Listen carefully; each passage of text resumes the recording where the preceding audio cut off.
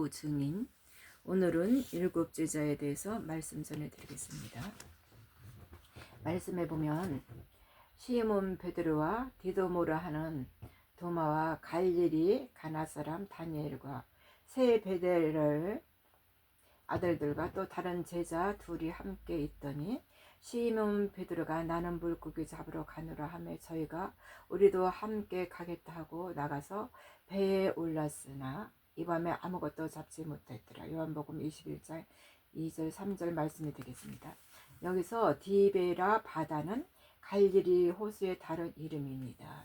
제자들은 지금 자신들의 고향 바닷가에 돌아와 예수 그리스도를 만나기 전에 생업인 고기잡이에 배에 다시 올랐습니다. 부활하신 예수님을 직접 만나 배웠음에도 불구하고 이들은 예전에 자신들의 삶으로 돌아갔어요. 십자가에서 죽으셨다가 약속하신 대로 무덤에서 장사한 지 3일 만에 부활하신 예수 그리스도를 보고도 제자들의 삶에는 왜 극적인 변화가 없을까 하며 물론 이들도 부활하신 예수님을 만나고는 놀랍고 기뻐했을 것입니다. 그러나 그러한 놀라움과 기쁨도 잠시 앞으로 무엇을 해야 할지 모르는 제자들은 목자 없는 양과 같이 각자의 길로 흩어져 버렸지요.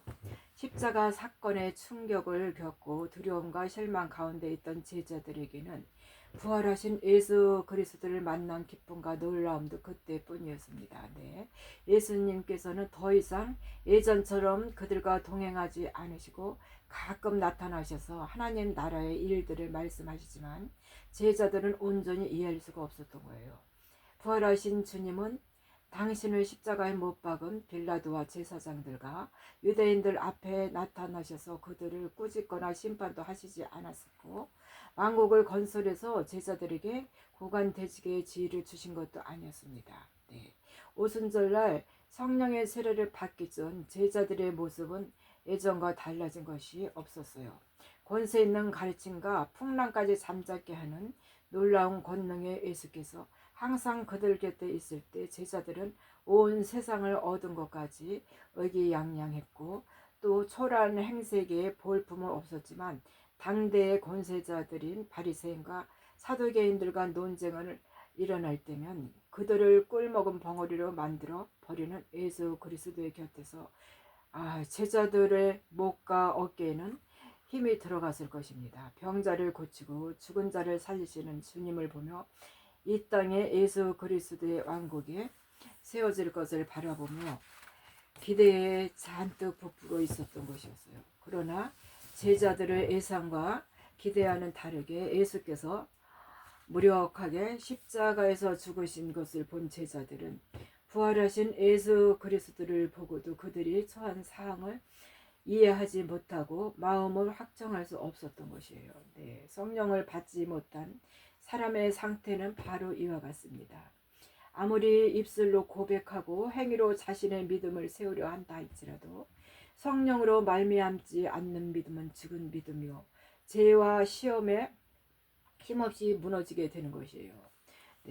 모두 주를 버릴지라도 나는 결코 버리지 않겠다는 결기에 찬 베드로는 조금 전까지만 해도 주님과 함께 오게도 죽은 데에도 가겠다며 칼을 뽑아 예수 그리스도를 잡으러 온 대제사장의 종 말고의 길을 베기도 하였지만 결국 예수 그리스도를 버려두고 도망갑니다.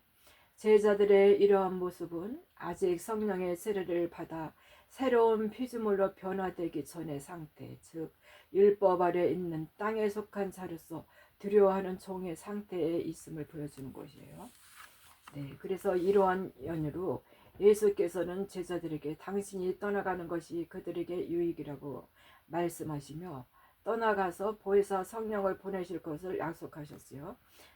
말씀해 보면 지금 내가 나를 보내신 이에게 가는데 너희 중에서 나더러 어디로 가느냐 묻는 자가 없고 도리어 내가 이 말을 함으로 너희 마음에 근심이 가득하였도다.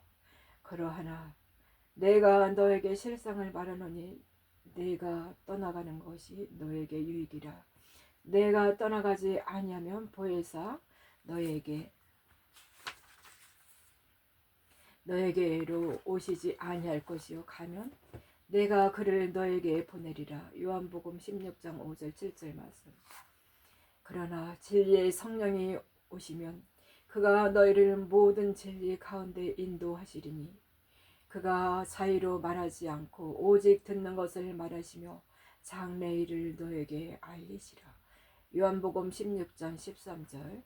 네, 성령이 오셔서 우리의 몸을 성전 삼아 거하실 때 예수께서 하신 말씀을 깨닫고 우리는 어떠한 상황에서도 두려워하거나 믿음이 약해지지 않으며 장래일을 알게 되고 사명을 발견하게 되는 것이에요. 그러나 베드로의 6명의 제자들은 아직 성령이 주는 깨달음과 비전이 없었기에 부활하신 예수 그리스도를 몇 번이나 만나고도 다시 고향 디베라 바다로 돌아가 고기잡이 배를 탄 것입니다. 그런데 여기서 배를 탄 제자들의 숫자를 세어보면 7명이라는 사실을 알 수 있습니다. 시몬 베드로와 디도모라 하는 도마, 나다넬, 세베대의 아들들과 야고보, 요한, 다른 제자 둘, 이렇게 모두 7명입니다. 이는 하나님께서 엘리야에게 말씀하신 바알에게 무릎 꿇지 아니한 7천인을 계시한 것이에요. 사도 바울이 로마에서 열왕기상 19장을 인용한 내용을 보겠습니다. 하나님이 그 미리 아신 자기 백성을 버리지 아니하셨나니 너희가 성령이 엘리야를 가리켜 말한 것을 알지 못하느냐.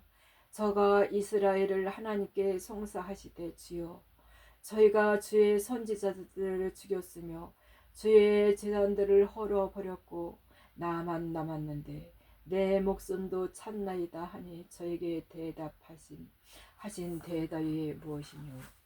내가 나를 위하여 바알에게 무릎 꿇지 아니한 사람 7천을 남겨두었다 하셨으니 그런즉 이와 같이 이제도 은혜로 택하심을 따라 남은 자가 있느니라.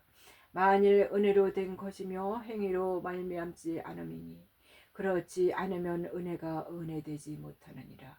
로마서 11장 2절 6절 말씀이 되겠습니다. 여기서 나를 위하여 바알에게 무릎을 꿇지 아니한 사람 7천을 남겨두었다는 이 말씀은 아방의 아내 이세벨이 두려워 도망 중이던 엘리야가 하나님을 섬기는 선지자들이 다 죽고 자신만 남았다고 하소연하자 하나님께서 엘리야에게 대답하신 말씀입니다. 바알에게 무릎 꿇지 않았다는 것은 우상을 숭배한 것을 말합니다. 바알에게 무릎 꿇었다는 것은 우상을 숭배한 것을 말하는 것입니다. 출애굽한 이스라엘은 광야에서 율법을 받기 전부터 금송아지 우상을 섬긴 것을 비롯하여 또 예수께서 초림으로 오시기까지 이들의 역사는 끊임없는 우상 숭배 영적 간음의 역사였어요. 네. 그래서 하나님께서는 이스라엘의 이런 배신과 타락에 대한 책망하시면서 이스라엘의 11조를 도둑질하였다고 하였습니다. 말씀해 보면 사람이 어찌 하나님의 것을 도둑질하겠느냐. 그러나 너희는 나의 것을 도둑질하고도 말하기를 우리가 어떻게 주의 것을 도둑질하였나니까 하도다. 이는 곧 11조와 헌물이라.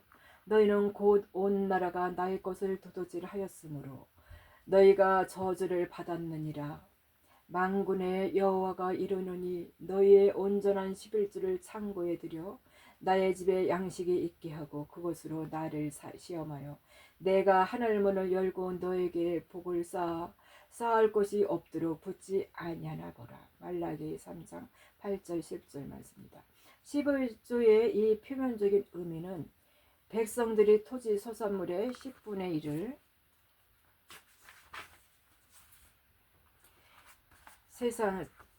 제사장에게 이 레인에게 주고 제사장과 이 레인은 그 중에서 10분의 1을 하나님께 제물로 드리는 것입니다. 그러나 이것은 예표일 뿐 하나님께서 받으시고자 하는 11조는 토지의 소산물이 아닌 곡식이 아니라 믿음의 소산물인 야곱의 남은 자의 추수를 말하는 것인데 여기서 앞장서서 증거한 바와 같이 하나님의 종들의 열매는 알곡에 비유됩니다. 하나님의 종들의 열매는 알곡으로 비유되는 거죠. 네, 따라서 하나님의 창고에 알곡을 드린다는 것은 우상 숭배로 인해 심판을 받아야 할 제사장 백성 이스라엘 중에 제사함을 받고 믿음을 회복한 남은 자들이 하나님의 나라로 추수됨을 나타내는 것이에요. 근데 이들이 바로 환란을 피해 광해 피난처로 도망가서 이제 굵은 베옷을 입고 통에 자복한 후 시온산에 재림하시는 예수님 앞에서 흰 옷을 입고 나오는 14만 4천년을 말하는 것입니다. 구체적인 것을 마지막 장에 이제 증거하겠습니다. 이와 같이 야곱의 남은 자, 즉 하나님의 종들의 남은 자는 흰 옷을 입고 시온산에 서는 14만 4천년을 상징하는 것인데, 반면에 요셉의 남은 자, 즉 하나님의 아들들은 바알에게 무릎 꿇지 않는 7천년으로 상징되는 거예요. 그래서 야곱의 남은 자들은 율법 아래 있던 종들로서 우상을 숭배하고 하나님께 버림을 받았기에 바알에게 무릎 꿇지 않는 자들이란 것입니다. 그러나 요셉의 남은 자들, 하나님의 아들들은 결코 바알에게 무릎 꿇지 않고 또 무릎 꿇을 수도 없습니다. 그들은 은혜로 택하심을 따라 남은 자, 즉 성령의 세례를 받은 의인이기 때문입니다. 네, 여기서 마치겠습니다. 감사합니다.